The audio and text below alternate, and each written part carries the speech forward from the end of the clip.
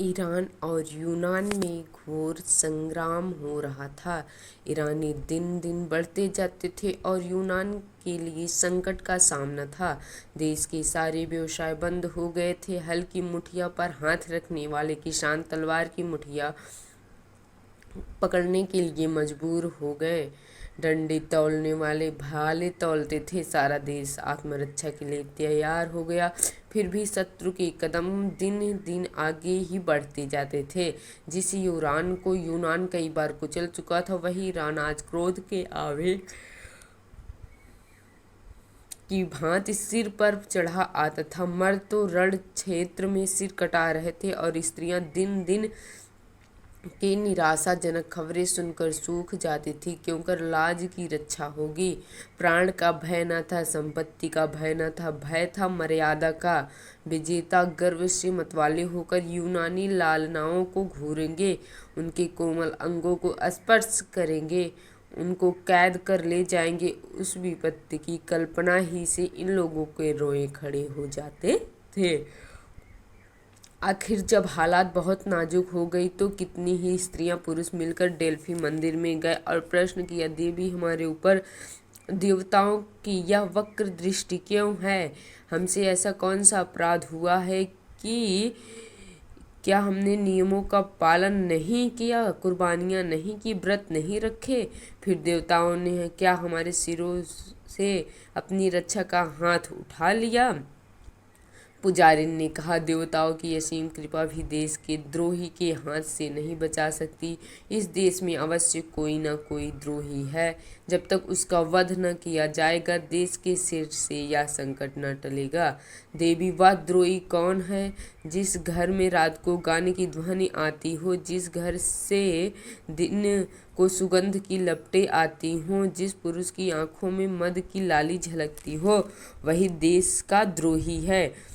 लोगों ने द्रोही का परिचय पाने के लिए और भी कितने प्रश्न किए, पर देवी का कोई उत्तर दिया। यूनानियों ने द्रोही की तलाश करनी शुरू की। किनके घर में से रात को गाने की आवाज़ आती है? सारे शहर में संध्या होते ही श्यापा सा छा जाता था। अगर कहीं आवाज़ें सुनाई देती थी तो रोने की, हंसी और गाने की आवाज़ कहीं न सुनाई देती थी।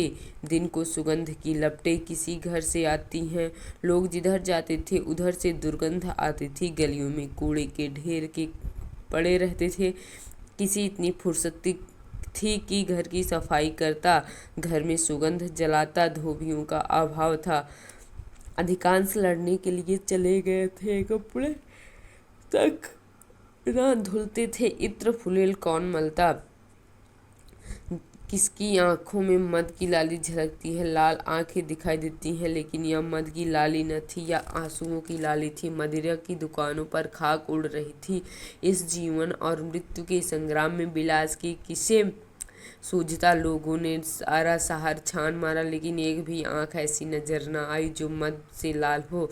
कई दिन गुजर गए। शहर में पल पल पर रण क्षेत्र से भयानक खबरें आती थी और लोगों के प्राण सूख जाते थे।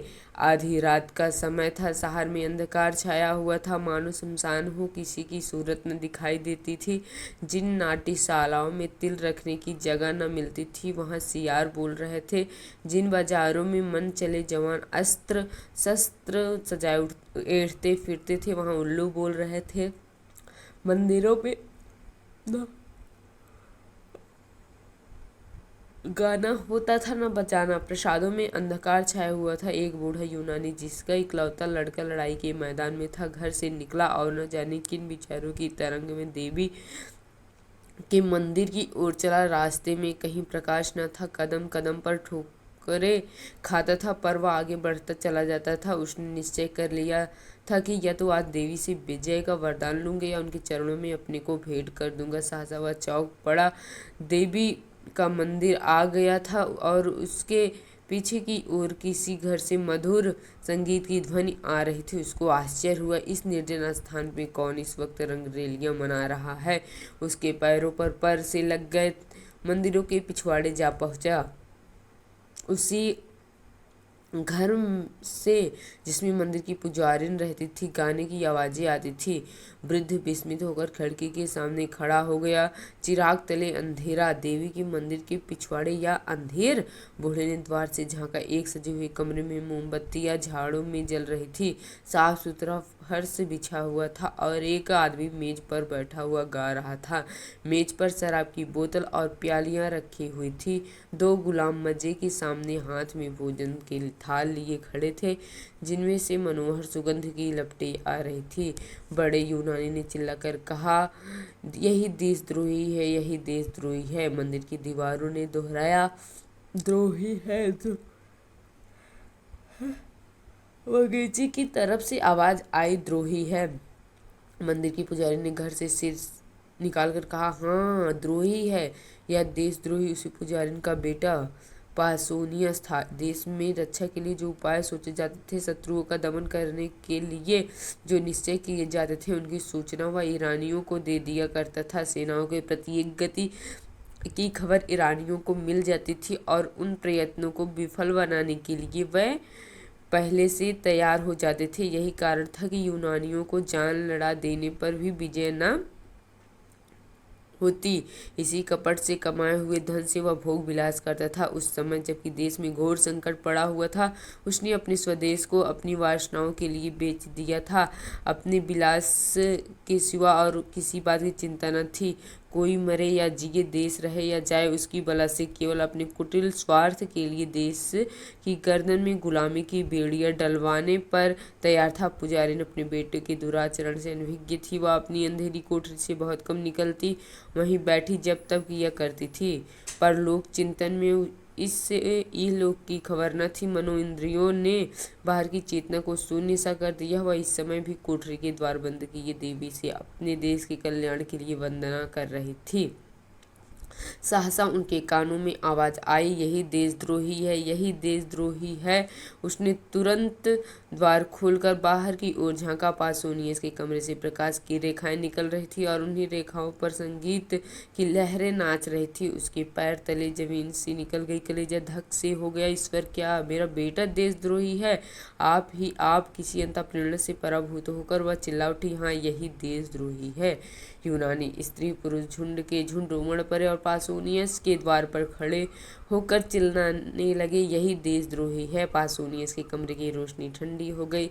संगीत भी बंद था, लेकिन द्वार पर प्रतिक्षण नगरवासियों का समूह बढ़ता जाता था और रह रह कर सहस्त्रों कंठों से ध्वनि निकलती थी, यही देशद्रोही है। लोगों ने मसाले जलाई और अपनी लाठी डंडे संभालकर मकान में घुस पड़े। कोई कहता सिर उतार लो, कोई कहता देवी की चरणों पर बलिदान कर दो। कुछ लोग उस कोठे से नीचे गिरा देने पर आग्रह कर रहे थे। पासोनियस समझ गया कि अब मुसीबत की घड़ी सिर पर आ गई है। तुरंत जीने से उतरकर नीचे की ओर भागा और कहीं शरण की आशा न देखकर देवी के मंदिर में जा घुसा। अब क्या किया जाए? देवी की शरण जाने वालों को अभय दान मिल जाता है। परंपरा से यही प्रथा है। मंदिर में किसी की हत्या करना महापाप था, लेकिन देशद्रोही को इतने सस्ते कौन छोड़ता? भांति भांति के प्रस्ताव होने लगे। सुअर का हाथ पकड़कर बाहर खींच लो, ऐसे देशद्रोही का वध करने के लिए देवी हमें क्षमा कर देंगी। देवी, आप उसे क्यों नहीं निगल जाती? पत्थरों से मारो, पत्थरों से मारो, आप निकल कर भागेगा। निकलता क्यों नहीं रे कायर? वहाँ क्या मुँह लिख लगा कर बैठा है?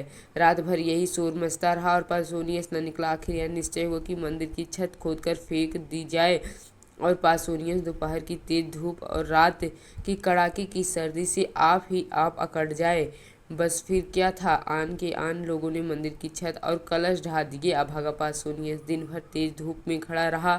उसे जोर की प्यास लगी, लेकिन पानी कहाँ, भूख लगी पर खाना कहाँ। सारी जमीन तवे की भांति जलने लगी, लेकिन छाँव कहाँ। इतना कष्ट उसे जीवन भर ना हुआ था। मछली की भांति तड़पता था और चिल्ला चिल्ला कर लोगों को पुकारता था, मगर वहाँ कोई उसकी पुकार सुनने वाला न था। बार बार कस्में खाता था कि अब फिर मुझसे ऐसा अपराध न होगा, लेकिन कोई उसके निकट न आता था। बार बार चाहता था कि दीवार से टकरा कर प्राण दे दे, लेकिन यह आशा रोक देती थी कि शायद लोगों को मुझ पर दया आ जाए।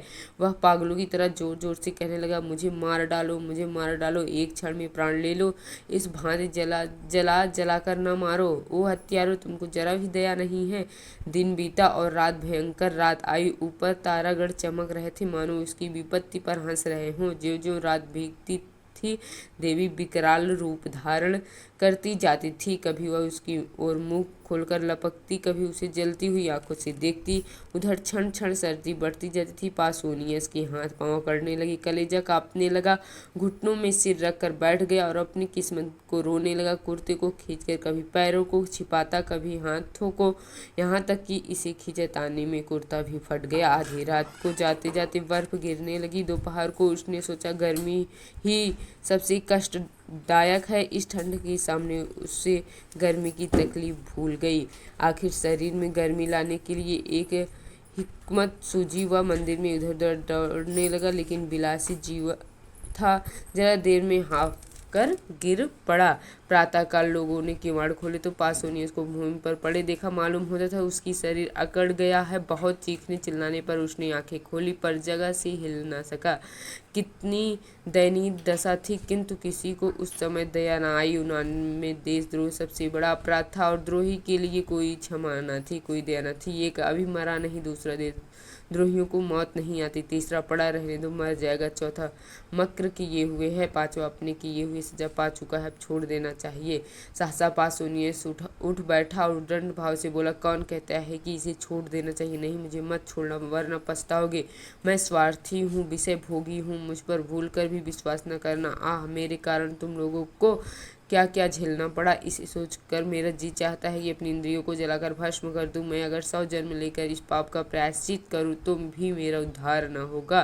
तुम भूल कर भी मेरा विश्वास न करोगे। मुझे स्वयं अपने ऊपर विश्वास नहीं है। विलास के प्रेमी सत्य का पालन नहीं करते। मैं अब भी आपकी कुछ सेवा कर सकता हूँ। मुझे ऐसे ऐसे गुप्त रहस्य मालूम है जिन्हें जानकर आप ईरानियों का संहार कर सकते हैं, लेकिन मुझे अपने ऊपर विश्वास नहीं है और आपसे भी यह कहता हूँ कि मुझ पर विश्वास न कीजिए। आज रात को देवी को मैंने सच्चे दिल से वंदना किया और उन्होंने मुझे ऐसे यंत्र बताए हैं जिनसे हम शत्रुओं को परास्त कर सकते हैं। ईरानियों के बढ़ते हुए दल को आज भी आन के आन भी उड़ा सकते हैं, लेकिन मुझे अपने ऊपर विश्वास नहीं है। मैं यहाँ से बाहर निकलकर इन बातों को भूल जाऊँगा। बहुत संशय है कि फिर ईरानियों की गुप्त सहायता करने लगूं, इसलिए मुझे पर विश्वास न कीजिए।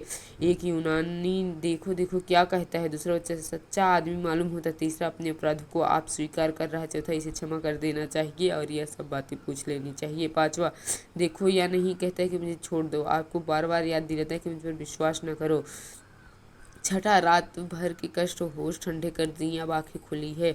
पासोनियस, क्या तुम लोग मुझे छोड़ने की बातचीत कर रहे हो? हाँ, फिर कहता हूँ कि विश्वास के योग्य नहीं हूँ, मैं द्रोही हूँ, मुझे रानियों के बहुत से भेद मालूम हैं।